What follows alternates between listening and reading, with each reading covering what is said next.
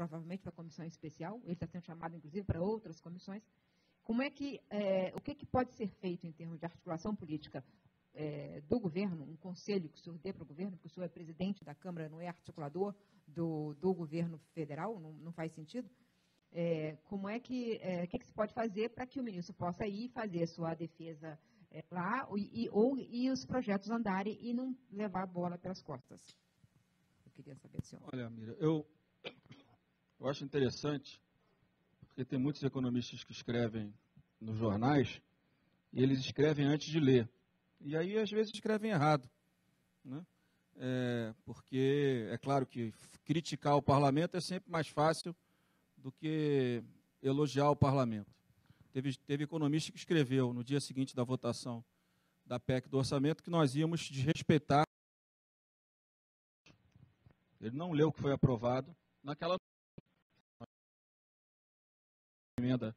É uma emenda de redação e resolvemos o problema do teto de gasto que não tinha previsão à época da aprovação dessa PEC na comissão especial. Eu tive com a equipe econômica do ministro Paulo Guedes semana passada, o Valderi, o Mansueto e o Esteves, são pessoas que eu tenho uma boa relação, e a gente vai agora, com a autorização do ministro, claro, reconstruir as nossas reuniões semanais, como nós fazíamos com a equipe do ministro Meirelles, depois com do ministro Guardia, né, para que a gente possa estar discutindo os projetos que tramitam na Câmara, os projetos da microeconomia, não a reforma da Previdência, que tem outro encaminhamento, mas esse do dia a dia, como hoje, o do cadastro positivo que foi sancionado pelo governo, que nós trabalhamos bastante tempo, com uma duplicata eletrônica que foi sancionada no final do ano, todos os projetos construídos numa relação muito saudável entre o Executivo e o Legislativo. Mas eu perguntei para o Valderi, quando ele veio com a preocupação do artigo 10, parágrafo 10 do artigo 65,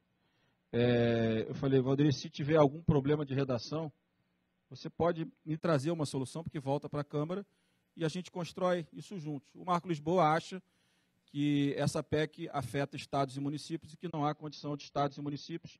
Ficou sendo essa crítica do Marco Lisboa, que para mim é um dos que eu mais respeito, fora da equipe do ministro Paulo Guedes, dizendo que a preocupação dele é que haja também o replique da decisão nossa do orçamento impositivo para estados e municípios. Eu falei, se essa for uma decisão que inviabiliza, se a realidade de estados ainda temos uma comissão especial para discutir. Mas eu perguntei para o Valderi, secretário da Fazenda, né?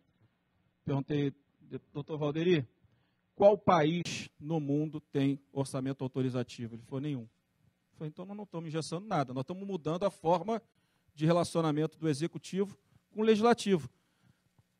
Contingenciar e cancelar crédito. Pode à vontade, da mesma forma que foi agora. Não há nenhum tipo de empecilho. A única diferença é que, claro, o orçamento agora, ele tem uma regra onde o parlamento recompõe a sua prerrogativa. Alguns podem achar isso ruim, a discussão é essa. Cabe ao parlamento recompor suas prerrogativas numa relação com um novo governo que entende que essa relação tem que ser mais distante do que era no passado, porque quando havia o tal presidencialismo de coalizão, basicamente o parlamento governava junto com o executivo. Então a nossa discussão tem que ser essa. Se nós vamos governar de forma mais distante, e eu respeito, não estou aqui para criticar, não estou aqui para falar de articulação política, fui dar a minha opinião, acabei sendo mal compreendido, então não dou mais minha opinião sobre articulação política, pauto a matéria no dia que o governo entender que deva pautar, se é amanhã, colocamos no plenário, sou a favor, vou estar aqui em qualquer outro ambiente defendendo, mas a PEC do orçamento impositivo, do meu ponto de vista, respeitando o ponto de vista de outras pessoas, e muito bem assessorado pelos técnicos da Câmara, que são de muita qualidade, eu tenho certeza que ela não engessa, que não tira o poder do governo de contingenciar, como contingenciou agora, quando há uma quebra de expectativa na arrecadação, pode encaminhar cancelamento também de crédito, não há nenhum problema. A grande discussão é, nós estamos tendo talvez uma oportunidade, talvez com o presidente Bolsonaro, que a gente não teve com outros governos, que é o poder legislativo se reafirmar como um poder independente, harmônico, e que reassume esse orçamento é uma delas. As medidas provisórias é outro tema que eu não vou tratar, talvez o Senado trate, mas são temas que o Poder Legislativo delegou ao Poder Executivo e muitas vezes bem utilizado pelo Executivo, muitas vezes mal utilizado. Aliás, a imprensa, desde que eu me entendo por gente, critica a ficção que é o orçamento público brasileiro. Na hora que a gente tenta organizar de uma forma que, do meu ponto de vista, é a forma mais correta, vem a crítica também. E no caso das medidas provisórias, não preciso nem dizer dos abusos que a gente teve nos últimos anos, da interferência clara, não estou dizendo desse governo, antes desse governo, do Poder Executivo no Poder Legislativo. Será que não cabe aproveitar essa oportunidade que o presidente Bolsonaro nos dá de recompor, porque não existe o instrumento da medida provisória em nenhuma democracia no mundo, esse instrumento é um instrumento que funciona, só funciona no Brasil. Ministro Paulo Guedes, circulou a informação de que o senhor seria o articulador político da reforma. Então, eu imagino, eu acompanhei várias reformas, algumas foram aprovadas, outras não foram aprovadas, em todas o ministro da Economia, o ministro da Fazenda, na época, como se dizia, sempre teve uma participação, ele sempre conversava, ele sempre estava disponível, ele e seus técnicos, para explicar a reforma, mas não era ele o articulador político. O senhor vai ser o articulador político ou o senhor está preenchendo uma vaga, um espaço que ficou vago por algum erro do governo?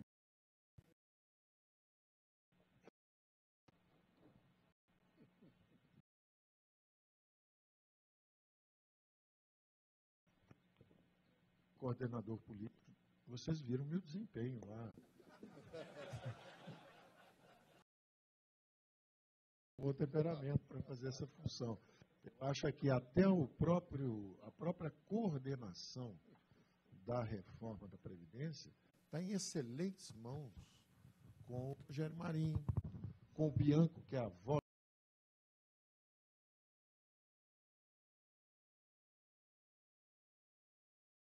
os números, aquele rolinho que você também... Um timaço, pessoal bacana, leve. Eu sou animal de combate, eu não sou animal para fazer essa coordenação. Só que eu sou animal de combate em economia, você imagina. Então, para mim, eu estou estranhando todo o território. Mas estou sendo muito ajudado e orientado, bem orientado. O próprio Onix, que é o responsável pela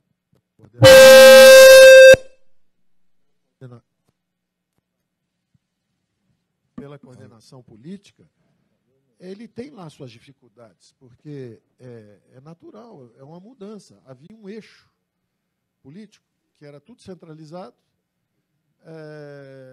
e era na base da relação 1 a 1. Então, era 1 a 1 e usando normalmente o aparelho de Estado para justamente fazer as acomodações políticas necessárias. Ora, essa eleição foi exatamente uma troca de eixo. Em vez de ser a relação no varejo, ela mudou para temática, no atacado. Costumes. Então, quando falar em... Agora não é o partido A, partido B, partido C. Agora é o seguinte, quem é que vota a favor de aborto? Quem é que vota a favor de segurança? Ou, como a oposição diria, a bancada da bala. Uma se chama bancada da segurança. Então, a discussão ficou um pouco mais temática e ficou um pouco mais parecida com o que é lá fora. Fora tem os estatizantes. Então, a discussão está ficando um pouco mais temática. Os partidos vão ter que se reorientar, trocar de eixo. Mesmo essa noção de direita e esquerda, na verdade, é só por causa dos extremos que tem, porque o liberal-democrata de centro-direita e o social-democrata de centro-esquerda estão muito parecidos ali.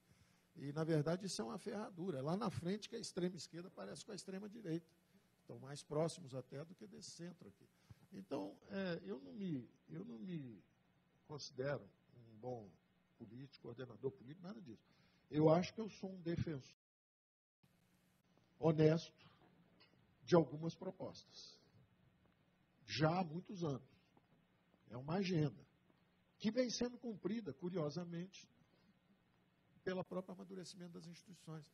Então, eu, naturalmente, queria um Banco Central independente já desde o programa do AFIF. Eu queria privatização acelerada desde o programa do AFIF.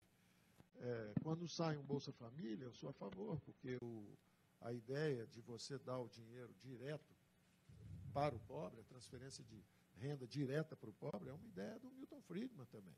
O voucher educação, então, o imposto de renda negativo. Existem várias coisas onde nós devíamos estar colaborando juntas. Mas levou um tempo para esse entendimento começar a ser construído. Ainda só para a pergunta específica da coordenação, o interlocutor. Eu acredito sim que na pauta econômica eu tenho uma aproximação com alguém que pode ajudar muito, que é o presidente da Câmara, o presidente do Senado também, e com os próprios governadores, prefeitos e bancadas estaduais, porque o sujeito às vezes vai lá, chegam lá às vezes 10 políticos do partido tal, ou 10 políticos do estado tal. Ele só vem cá, como é que é esse negócio da Previdência aí exatamente? E eu me disponho a receber e conversar abertamente sobre isso, e converso igualmente, sem nenhum preconceito. Digo para o governador do PT, como digo para o governador do PSL, ó, nós vamos centralizar os recursos.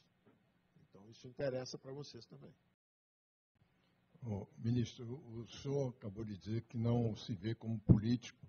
Agora, o senhor, em algum momento da sua vida, imaginou ter milhares de pessoas na rua gritando pelo seu nome, como aconteceu ontem em São Paulo? Isso, o senhor imagina que isso seja porque há um entendimento de que a reforma da Previdência é uma coisa necessária?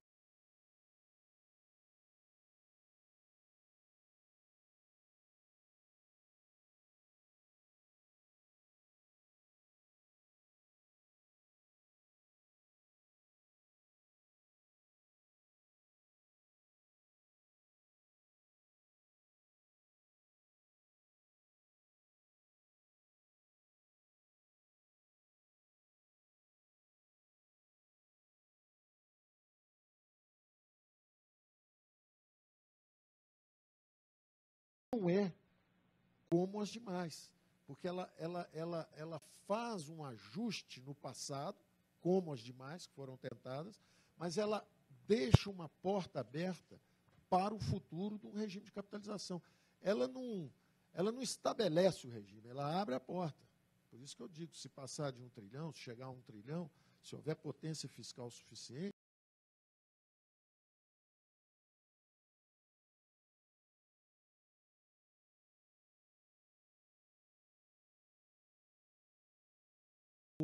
como interlocutor justamente das mais lúcidas lideranças políticas, que é o seguinte: se nós estamos numa situação ruim do ponto de vista de opinião pública sobre a classe política, se nós estamos numa situação ruim do ponto de vista de opinião pública para os economistas também, porque a economia não cresce, está estagnada, está um horror.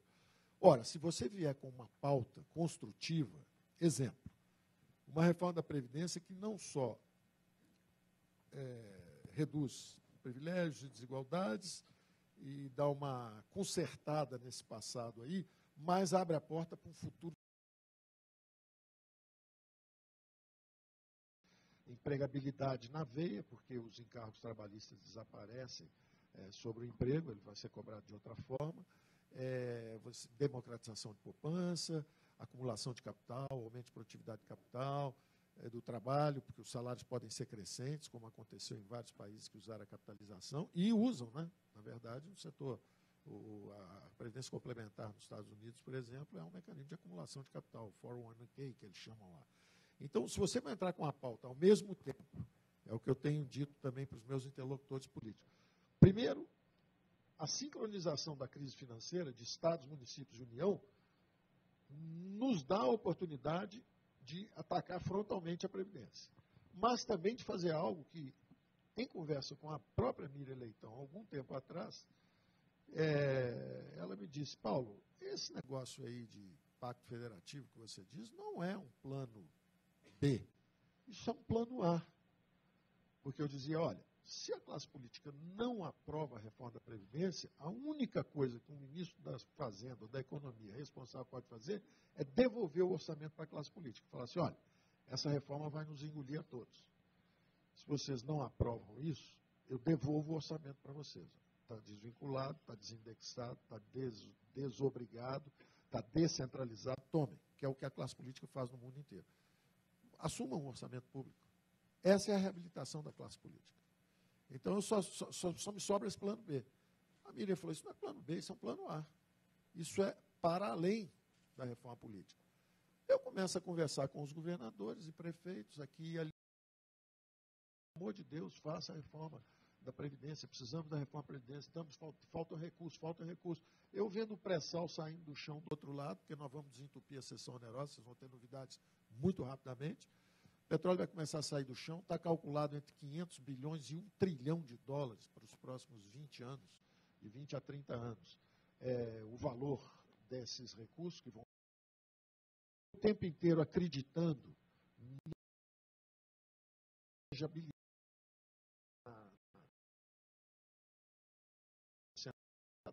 o Congresso assume o protagonismo de controlar as verbas públicas, onde os estados e municípios são as ferramentas de execução. Uma coisa é o Congresso aprovar. 300 bi para educação, 200 bi para saúde, 500 bi para qualquer coisa, 100 bi para defesa. Assumam aí a condução dos orçamentos públicos. Agora, a execução é descentralizada. E isso casa, inclusive, com a reforma política. O voto distrital lá na frente, o distrital misto. Porque você vem a Brasília, vota, e você não tem que ficar de pires na mão, não quero saber se é a situação. Você tem que vir conversar com o superministro. O superministro não vai existir. Esses recursos serão descentralizados. A gente não é ministro da saúde ou da educação, tem uma ideia mirabolante. Não é nada disso. Ele, na verdade, é um secretário executivo de reuniões de todos os secretários estaduais de educação com o federal. O federal desenha as políticas públicas, que são benchmark em outros países, as melhores, as mais efetivas, troca de experiências que estão dando certo no país. Agora, as verbas já estão carimbadas, elas já descem e já vão para a execução. Uma experiência que foi exitosa numa compartilhada. Então, isso é um desafio para os executivos, os governadores e prefeitos. Então, à medida que eu fui conversando com eles, eu fui me convencendo que era plano A mesmo. E mais ainda, já que temos eleição ano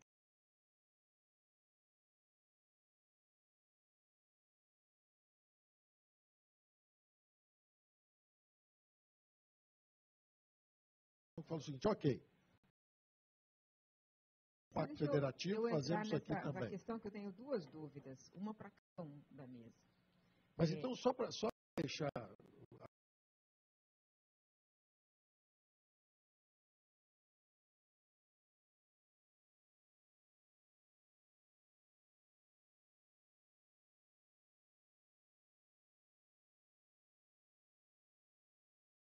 E eu digo sim, em vez de ficar falando da Previdência, vamos analisar a Previdência, se vocês aprovarem rapidamente isso, porque também se ficar um ano discutindo tudo junto, esquece, já quebrou, vai quebrar. O mundo não vai esperar o Brasil ficar o ano todo em entendimentos. O governo passado foi curto e virtuoso. Ele fez um teto, só que teto não fica em pé sem parede. Ele votou o teto, mas não tem como o teto ficar em pé, sem a reforma da Previdência. Já. Fez uma reforma trabalhista, rápida, e ia aprovar a previdenciária. Então não tem que hesitar, tem que entrar em campo já aprovando alguma coisa na previdenciária. E aí sim vamos discutir o resto. Eu queria fazer uma pergunta para cada um dos dois. Deputado Rodrigo Maia, o senhor acha que quando começar a discutir a desvinculação de receitas, a desvinculação do orçamento, quando começar a discutir, isso aí vai ter muita reação dentro do Congresso? Tem a bancada da educação, a bancada da saúde, que sempre quis o dinheiro carimbado. O ministro está falando, olha, vocês vão organizar, porque talvez de maneira diferente, vocês vão fazer de fato o orçamento. Aí,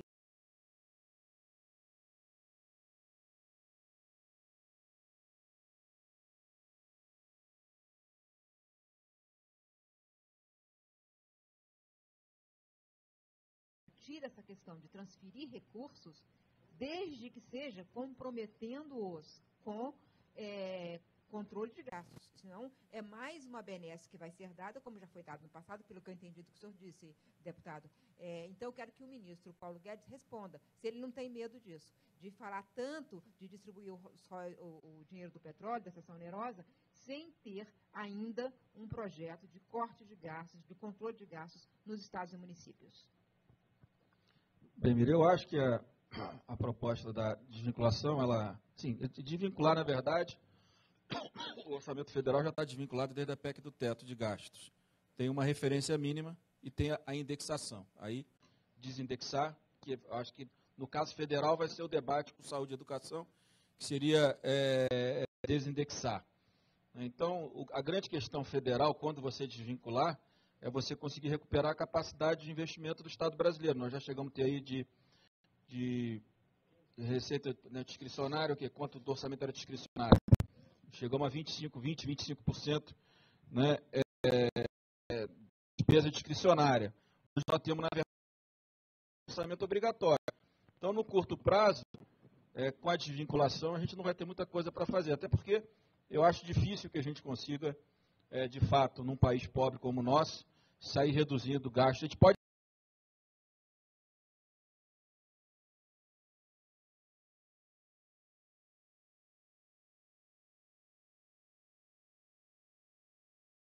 alguns governadores têm dúvidas qual tipo de pressão que eles sofrerão no momento seguinte. Mas eu acho o debate correto. A gente que está aqui em Brasília, na hora que desvincular e desindexar, ou pelo menos só desvincular, a gente vai ter que trabalhar, antes disso, pela Previdência, pela reestruturação da máquina pública. O Estado vai ter que ser mais barato para que a gente possa reduzir a despesa obrigatória e ter uma margem de despesa discricionária, para que aí sim a gente tenha um orçamento onde a política possa intervir de forma a poder atender os distritos, aí, como colocado pelo ministro Paulo Guedes. Tem que ter muito claro sempre o norte, né? Nós temos uma tradição de decisão. Então, eu tenho observado isso. Eu tenho observado isso quando olho alguns orçamentos aqui. Eu fiquei impressionadíssimo. Nós acompanhamos 150 reais. Não sai um grampo sem o controle ali. Você tem assim, o déficit em 2013, 17 bi. Déficit em 2014, 26. Déficit em 2015, 37. Assim, a coisa, o caos é monitorado no detalhe. Eu prefiro estar aproximadamente, eu prefiro estar aproximadamente indo na direção certa do que com muita precisão para o lado errado. Então, o que eu tenho observado é o seguinte: é importante você forte à frente, dizendo assim, olha, está aqui uma reforma que conserta o passado e abre a porta para uma previdência diferente. Coloca isso no Congresso. Ano que vem tem eleição. Se a classe política quiser ficar um ano, uma situação de centro-direita, quiser ficar um ano discutindo isso, ela vai perder as próximas eleições. Agora, se ela atacar isso rápido, fulminante, e paga o preço e vai para o que interessa. Não quero abrir a porta para gerações futuras, acho, porque tem todo tipo de cálculo. Tem gente que calcula o seguinte: não, vou fazer uma proposta suave, que aí eu garanto esse governo. Mais ou menos o governo Temer foi virtuoso. Agora, como é que seriam mais 2 anos ou mais 4 anos se não tivesse potência fiscal? Ele estaria resolvendo agora na mesma situação. Então, se você acha que pode seguir fazendo pequenos remendos, você está condenado à mediocridade. Os últimos 10 anos, 0,6% a média de crescimento brasileiro.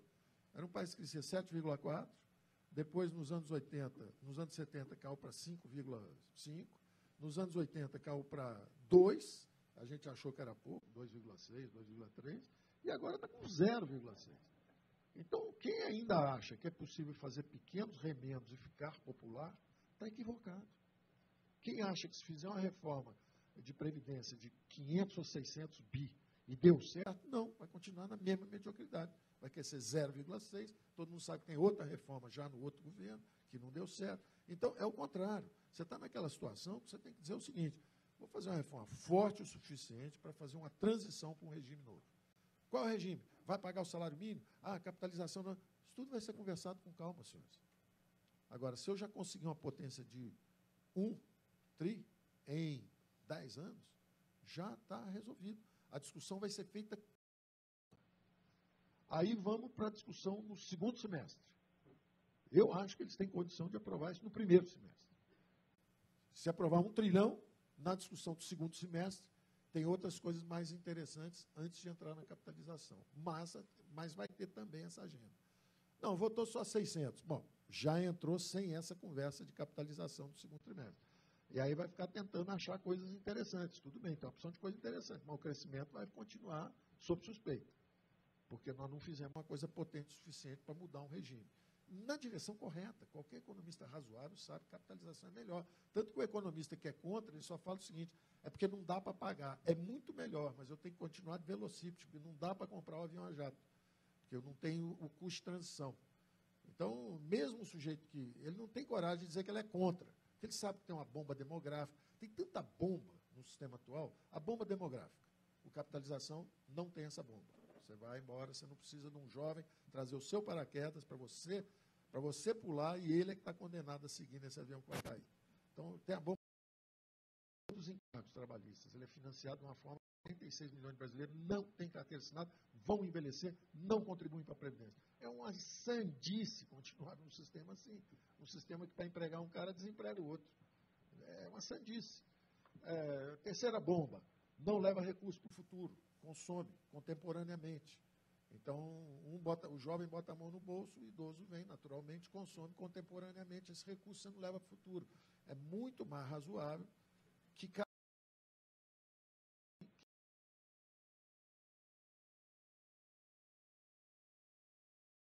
o futuro. Ah, mas e se não der o salário mínimo? Problema nenhum.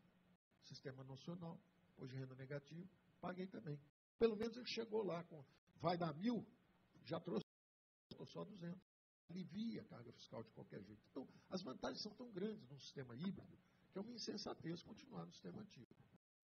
Dito isso, politicamente, não é um tema que a gente quer ficar um ano carregando isso.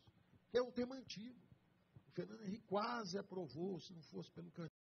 O Lula quase aprovou, o Temer quase aprovou. Pelo amor de Deus, gente, tem precisa mais de 3 anos para discutir isso? Ou todo mundo já sabe? Por isso que eu usei os técnicos que fazem isso há 10 ou 12 anos, para não inventar a roda. E eu só abri o seguinte, se fizer potente o suficiente, abrir uma porta para um futuro diferente. Merval. Tá? Isso era... Não. Isso era do... Você está sendo um grande articulador.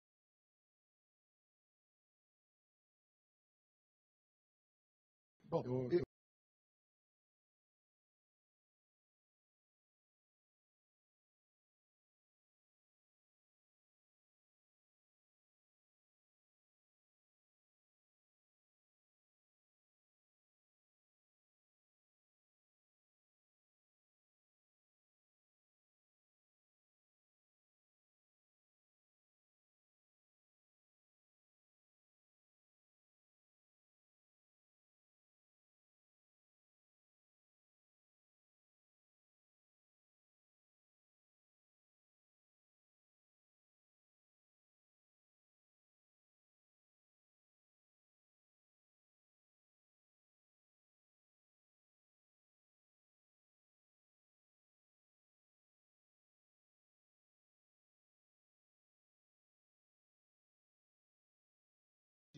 porque aqui tem indexação, então nós temos que acabar com esse negócio. Isso é um fóssil, isso é um desastre, isso é um fantasma do passado. O que não quer dizer que os salários não vão subir. Podem subir à vontade, só não estão automaticamente agarrados naquilo ali. Então, você desindexar, desobrigar, tudo isso. 26 bilhões de reais ficaram empossados. O prefeito de Araraquara era de uma família de 5, 6 pessoas, estava dizendo, não sei se era Araraquara ou Sorocaba, eu conversando com um deles, ele dizendo, olha, eu era de uma família de 5 ou 6 irmãos. Só que as famílias, o interior de São Paulo prosperou, as famílias enriqueceram, melhoraram de vida. Agora tem 1 ou 2 filhos, não é mais como no campo, que você tinha 10 filhos, morriam 3, 7 ficavam na enxada, não é mais assim. Agora é 1 ou 2 estudam, vão estudar nos Estados Unidos, voltam, etc. Então, ele disse, o dinheiro carimbado para a educação está me fazendo mal, porque eu tenho que comprar 3 uniformes, 4 uniformes por ano para poder prescrever.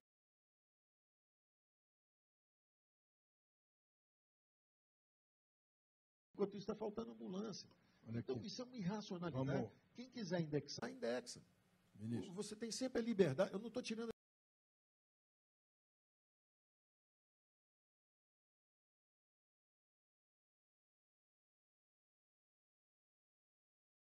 Pode fazer o que Ministro, quiser. vamos deixar a parte política aí entrar na discussão.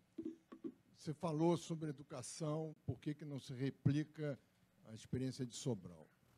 Tem gente que diz que no Congresso há quem pense que se aprovar 1 trilhão da reforma, que o governo Bolsonaro vai bombar e que aí ele fica reeleito ou reelege o seu sucessor, ou elege seu sucessor. Então, tem gente querendo aprovar menos para deixar um pouquinho, faltar um pouquinho, para não... Isso tudo é um raciocínio político que não combina com essa tentativa de dar um salto no país, né, na reorganização do país. O senhor acredita que esse é o espírito majoritário no Congresso, ou está convencido de que a tendência desse novo Congresso é aprovar uma reforma e uma revisão do país? Não, meu irmão, eu não acho que as pessoas tenham a cabeça focada num assunto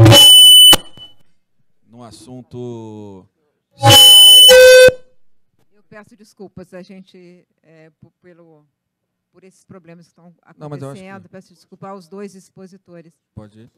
É quando... Não pode gritar. Assim. Eu acho que é quando aproxima um do outro. Então, vou ter que falar de costas. Desculpa, tá? Não, eu acho o seguinte, é falta de articulação. O problema não acho que seja entregar o poder a ele, dar muita força a ele. Eu acho que todo mundo fica forte, do meu ponto de vista, com a aprovação da Previdência. Até a própria PEC da desvinculação do Pacto Federativo, porque, na verdade, o que os prefeitos e governadores estão olhando é dinheiro. Eles não estão olhando a desvinculação como um instrumento relevante. O que eles querem saber é assim, quando é que o dinheiro vai sair daqui e vai para lá. Agora, para o dinheiro sair daqui e para lá, precisa diminuir o tamanho daqui. Se não diminuir o tamanho daqui, não adianta nada desvincular, porque você não vai poder transferir dinheiro para baixo, você vai continuar precisando de dinheiro a nível federal para fechar as contas. Então, eu acho que você aprovar uma reforma da Previdência forte, né, num país, claro. Eu até, outro dia, eu estava com o ministro, com o Armínio, discutindo isso, ele queria um esforço fiscal ainda maior, eu falei, Armínio, nós temos, sei lá, 12 milhões e meio, 13 milhões de desempregados, 15 milhões de brasileiros abaixo da linha da pobreza, calma, porque também vai dar na base da sociedade. Então, eu acho que eu não vejo isso como um problema. Se a cabeça do governo também, ao mesmo tempo, trabalhando essa sua recuperação de poder que foi delegado nos últimos 30 anos ao Poder Executivo, nós também teremos espaço na discussão, principalmente do orçamento, de atender as nossas bases e fortalecer os nossos projetos. Agora, se ele aprovar uma reforma da Previdência, o Brasil crescer, gerar emprego, ele tiver capacidade de investir, bom, pô, foi um bom presidente, merece ser reeleito. Por que não? O sistema é feito, basicamente, para o presidente ser reeleito mesmo. Senão não precisava ter reeleição, é assim que é feito. É uma chamada no meio do mandato de 8 anos. Então, eu não vejo isso como um problema. Né? É claro que a compreensão, né, de como vai ser aprovado esse orçamento e aplicado, é óbvio que é uma equação que aí o parlamento tem os seus instrumentos para fortalecer, né, as suas prerrogativas e não as do Poder Executivo. Então, é uma questão democrática. Mas eu acho que a gente abrir mão de aprovar uma reforma onde a gente vai ter espaço para o Brasil voltar a crescer, reduzir a pobreza, voltar a ter investimento privado, gerar emprego, porque o Bolsonaro pode ser reeleito, eu acho que é uma equação inicial que já prova a nossa, se isso fosse verdade, Ministro, a falta de compreensão do atual momento da política brasileira. Eu tenho uma pergunta para o ministro Paulo Guedes, que é o seguinte, você está falando sempre da... Já acabou? Terminou? Ou eu interrompi? Não tem problema. Não, desculpa. Já encerrei. Eu pensei que tinha acabado.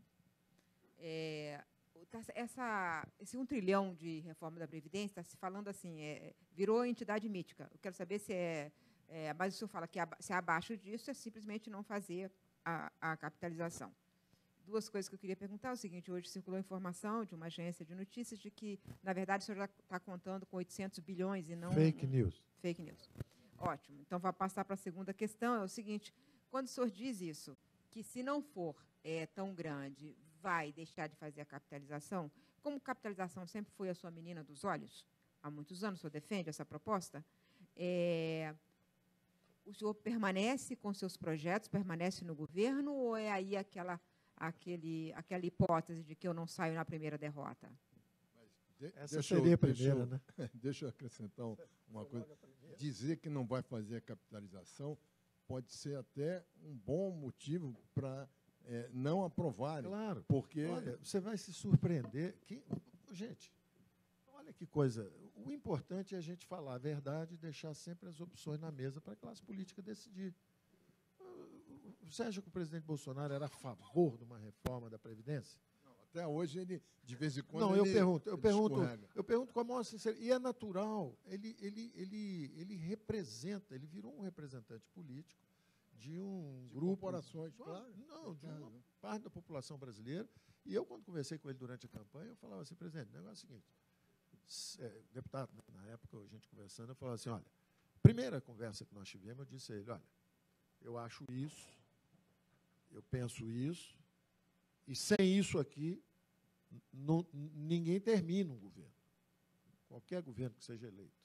Não sei se o senhor vai ser eleito, quem for eleito, se não atacar frontalmente esse problema, não chega lá. É natural, qualquer político pensa o seguinte, bom, então faz uma que dê só para mim. Faz umazinha aí que dê para mim. Ele não falou assim, ele nunca falou assim. Ele falou, olha, Paulo, eu não posso votar. Essa confusão que está no Brasil, uma roubalheira danada. O pessoal me aprova, me apoia, me elege para protegê-los. E eu vou chegar lá enquanto... Vamos fazer o seguinte, muda o jogo todo, muda essa confusão toda, essa forma aí que está acontecendo, e aí você me elege para mudar isso, aí eu tenho que subir a responsabilidade de olhar por tudo. E aí tudo bem, eu vou apoiar isso daí. E tem me apoiado da forma dele. Não foi fácil para ele, não é fácil para ele, deve ser muito difícil. Ele foi, entregou em mãos. Eu vi ele pedindo desculpa lá, entregando em mãos lá para o Rodrigo a proposta, dizendo, olha, eu errei no passado, votei de uma forma que eu até acho que ele, defendendo quem votou nele, nem errou. Ele estava sendo íntegro. Ele falou, eu tenho uma dificuldade tremenda num governo como esse aí. Falei, mas eles vão aprovar, é melhor eles fazerem do que vai sobrar para você fazer depois. Paulo, eu não consigo fazer nesse governo. No outro eu até consigo. Nesse eu não consigo. Eu recebi um mandato como deputado para defender esse pessoal. Eu vou defender. Se eu for presidente do Brasil, é outro mandato. Eu tenho que pensar. Vai ser a coisa mais difícil para mim. Então eu não posso querer que agora ele entre e vamos embora, vamos com tudo, 100%. Pode ser até que secretamente ele pense que uma reforma de menos potência até aumente a probabilidade dele de ser reeleito. Ao contrário, estão pensando, não, dá menos para ele. Ele, opa, que bom, deram menos. Porque aí também não dá para o outro lado dizer, sacrificou a gente tanto. Não foi tanto, foi só um pouco. Então, esses cálculos políticos são enganosos. Hein? Pode ser que muita gente, achando que vai prejudicá-lo, vote menos. Pode ser que olhe e fale, pô, ainda bem que o meu ministro era meio exagerado mesmo, que a turma resolveu fazer menos, vamos embora, vamos com tudo. Então, eu não entro nesse tema, eu não estou nem especulando se isso é assim ou não. Eu acho, meu depoimento pessoal, é que ele já fez um sacrifício extraordinário, do nosso ponto de vista. Eu quero, tem que estar todo mundo, os militares, 97 bi. Mas pediram uma compensação. Isso é outro papo. Se o governo civil conseguiu fazer um jovem que entra no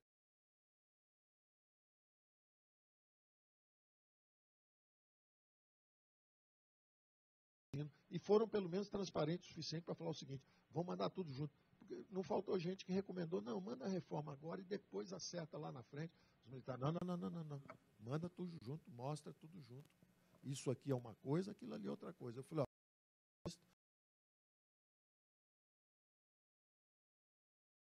botaram, entregaram, patriotas, acertaram tudo. Agora, é o que eu falei outro dia na Câmara. Se o governo acha que eles têm que ganhar menos, dá menos, tira.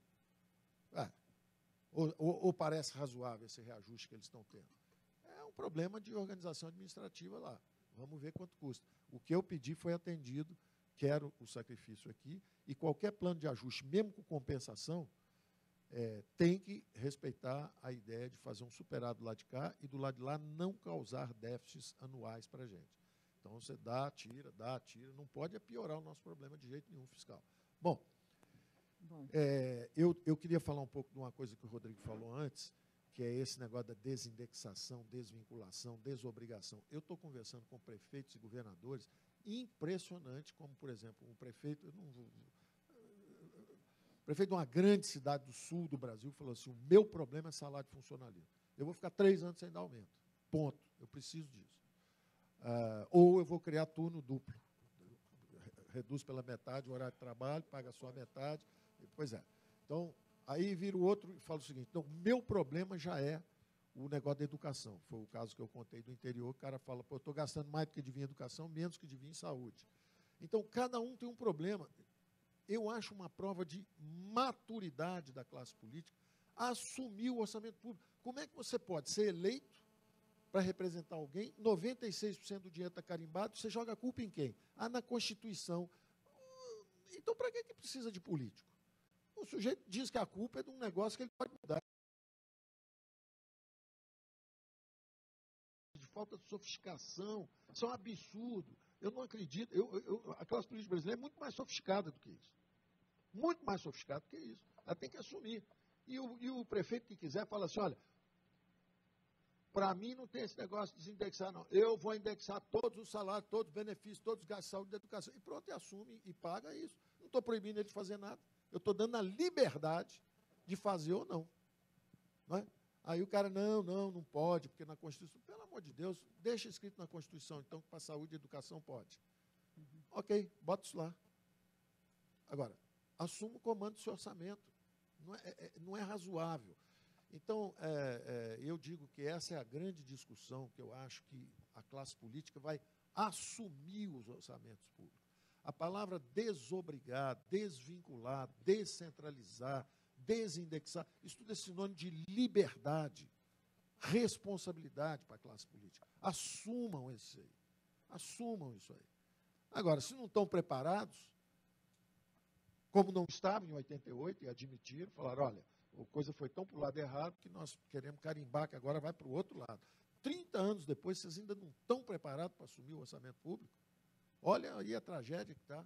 Você é eleito pela maioria da população e não tem liberdade para votar. Aqui foi resumida, aqui foi reduzida a sua carreira a tentar um cargo público, desviar recursos, pagar um financiamento de uma campanha esquisita, ficar sujeito a uma guilhotina midiática, polícia.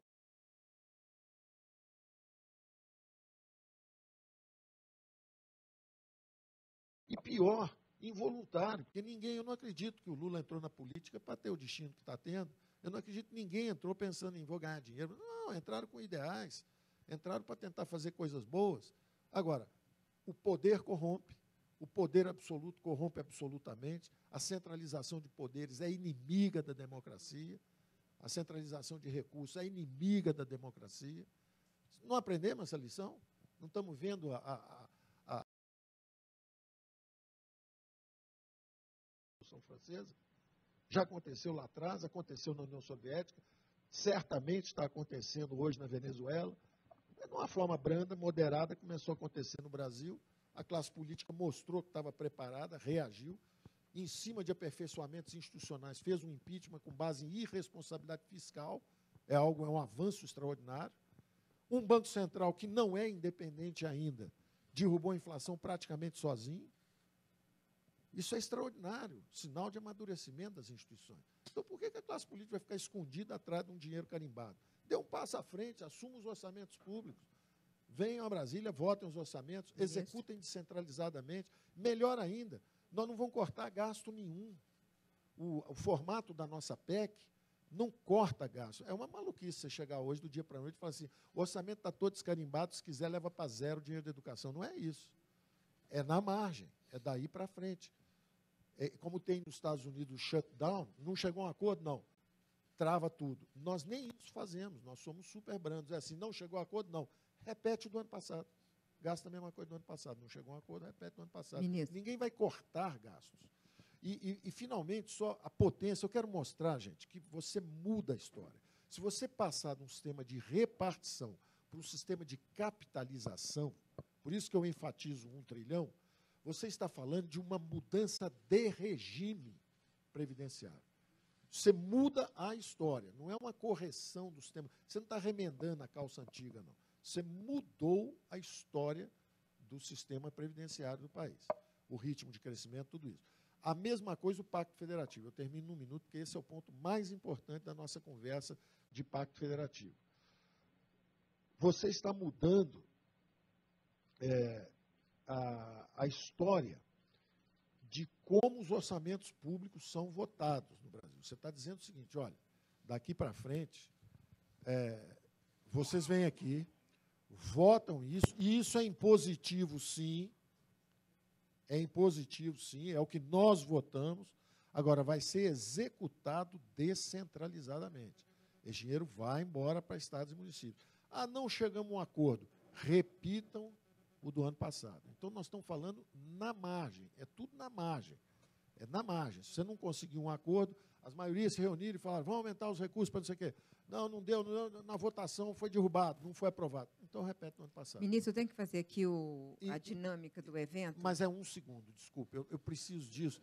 Eu preciso disso pelo seguinte, nós estamos acostumados, é muito importante, para mim é o ponto mais importante. Depois disso, eu fico calado até o fim.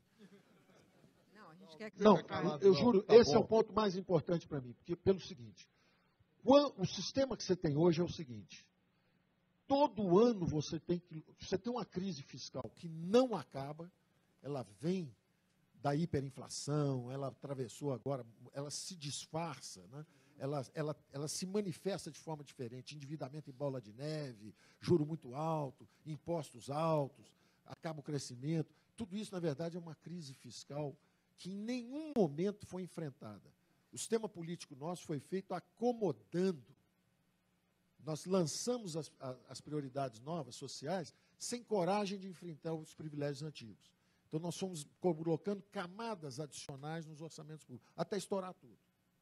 Ora, essa sugestão que eu estou dando, ela inverte a lógica. Isso que eu vou dizer agora, eu disse em 2 ou 3 reuniões diferentes, com fóruns diferentes. Assim, numa estava o Michel Temer, com o Wellington Moreira Franco, com o Padilha, com o Eunício e com o Jucá. Na outra estava o Dias Toffoli, com o Noronha, com o Carreiras e com o Zé Musso. Na outra estava o Renan Calheiros, só. Foi a única reunião que eu tive com ele, um jantar, uma conversa. Aí, depois, no dia seguinte, ele, não, eu sou liberal, eu gosto muito das ideias e tal. Parecia que eu estava apoiando. Nada, nós tivemos uma conversa, é um homem experiente. Falou, Paulo, todos tiveram a mesma reação. Porque eu disse o seguinte, olha, hoje você tem uma crise eterna que você luta, todo ano você tem que lutar um pouquinho para tentar mitigá-la. Na hora que você desindexa, desobriga, desvincula e descentraliza, você inverteu toda a lógica. Daqui para frente é o seguinte, se vocês não fizerem nada, forem para casa e dormir um ano, a crise acabou. Porque como tem uma inflação de 4%, e como vai ter um crescimento de 3, 2,5%, 3%, 4%, você tem golfadas de 8%, composto dá 7%, 8%. Em 2 anos é 16%, 18%. 2 anos e meio é 20%, o PIB nominal subiu. Se vocês dormirem 2 anos, está tudo no lugar. Está tudo no lugar. Porque você é obrigado a repetir o orçamento do ano passado. Você não está conseguindo trabalhar direito, a cidade está quebrada, não sei o quê, não chegou a um acordo com a Assembleia Legislativa, repete o orçamento do ano passado. Então, é um mecanismo de desarme de crise. A classe política tem que trabalhar muito para fazer uma crise. Se ela não fizer nada, a crise acaba em 1 ano e meio. Então, esse é o ponto. Você devolver os orçamentos para a classe política, o que você está dizendo é o seguinte, senhores, se vocês não fizerem nada, a crise acaba em 1 ano e meio, 2, porque os gastos não aumentam. Eu não tenho que cortar nada, eu não tenho que mandar ninguém embora, não tenho que cortar nada. Eu só tenho que repetir o gasto do ano passado. Porque, claro, os gastos são descontrolados. Vocês gastam sem perguntar por quê, como, onde. Então, basta repetir o do ano passado. Repetir 1 ano e meio, acabou a crise.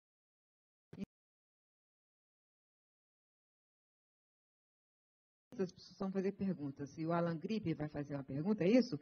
Em relação a essa mesa aqui. O Anselmo Góes já fez sinal para mim de que quer fazer pergunta da mesa 4. Então, começa com o Alan Gripe. Ministro, a gente sabe que a articulação é fundamental para que seja alcançado o objetivo traçado pelo senhor nesse quadro todo, né? No entanto, a gente viveu muito precocemente, muito cedo, um ambiente de tensão política, com o presidente dando algumas declarações de repúdio à política, à articulação política. O presidente Rodrigo Maia rebateu e houve um momento de tensão ali, talvez muito cedo. No entanto, na semana passada, houve uma inflexão clara, com o presidente recebendo partidos, algo que ele tinha negado durante toda a no início. chegou a dizer no café da manhã, sexta-feira, que tem recomendado aos ministros que evitem o termo velha política e nova política. Eu queria saber, queria que o senhor contasse para a gente aqui, entre nós 200 pessoas aqui, se houve internamente uma discussão sobre a necessidade de não negar a política, evitar negar a política, e o que na sua visão, além de poder revelar esse bastidor para a gente, o que aconteceu, como é que está esse processo de transformação do presidente, pelo que o senhor tem acompanhado? Eu acho que o desafio é de todos nós, não é só dele. Eu acho que eu acho que uma lei básica de relacionamento é respeitar para ser respeitado. E vale para os dois lados, vale para todo mundo. Quer dizer, se eu desrespeitar o Congresso não vai me respeitar. Se a mídia não respeitar o presidente muito dificilmente vai respeitar a mídia. Se o presidente não respeitar a política não vai respeitá-lo. Então, o respeito, no sentido correto do termo, não é no sentido de saber que nós somos uma cooperação, nós somos uma organização descentralizada, onde há inteligências descentralizadas, tem que haver uma cooperação. Então, eu atribuo tudo isso a um choque de acomodação. Tem um grupo que vem marchando, eu usei essas expressões, às vezes, entre nós lá, o grupo vem marchando, tem lá, chegou a turma do lado de lá, tem duas margens do rio, uma margem está conquistada, mas para governar você precisa das duas margens, a sua margem de eleitores você já conquistou. Então, na medida em que você fizer um discurso mais excitado, você está mobilizando. Isso, o PT sempre fez isso, manteve o tempo inteiro a mobilização. E você é do tamanho do seu adversário. Seu adversário é mobilizador, não é coincidência que chegou alguém mobilizador para enfrentar essa onda que era o petismo também. Não é coincidência. Se o poder fosse moderado, a oposição era moderada. Se o poder era um poder quente, para derrotar isso tinha que ser alguém que mobilizasse também de uma forma vigorosa, intensa, na outra direção. Então, isso foi um produto da nossa transição incompleta. Se tivéssemos feito a transição completa, né, essa mudança de eixo, tanto na economia, porque, vejam, eu como economista, eu atribuo uma função fundamental à economia. Eu acho que a economia dirige mesmo. Se você abre primeiro politicamente, como o Brasil e a Rússia, e não abre economicamente, os dois foram para a hiper, os dois tiveram moratória, os dois elegeram presidentes fortes. Um resolveu ficar muito tempo, é o Putin. O Lula, quando estava aqui, se resolvesse aprovar o terceiro, não tinha aprovado. Tanto que elegeu a Dilma 2 vezes. Então, ele podia ter ficado. Então, isso tudo são as condições econômicas que proporcionam isso. Eu não me iludo com isso. Já o Chile e agora a China, todo mundo está preocupado com a China, eu tenho menos preocupação. Porque eles fizeram abertura econômica. Então, quando abriram politicamente, não tem problema nenhum. Já tem uma classe média emergente que subiu, que valoriza a democracia, que tem cacife, tem recursos. Ela não foi uma inserção assistencialista. Foi uma inserção em mercado. O melhor programa social do mundo é o emprego mesmo. A dignidade, a capacidade de gerar seus próprios recursos. Então, o outro é uma ajuda, que devia ser temporária. Então, a grande verdade é que Chile e China abriram primeiro economicamente, estão abrindo economicamente.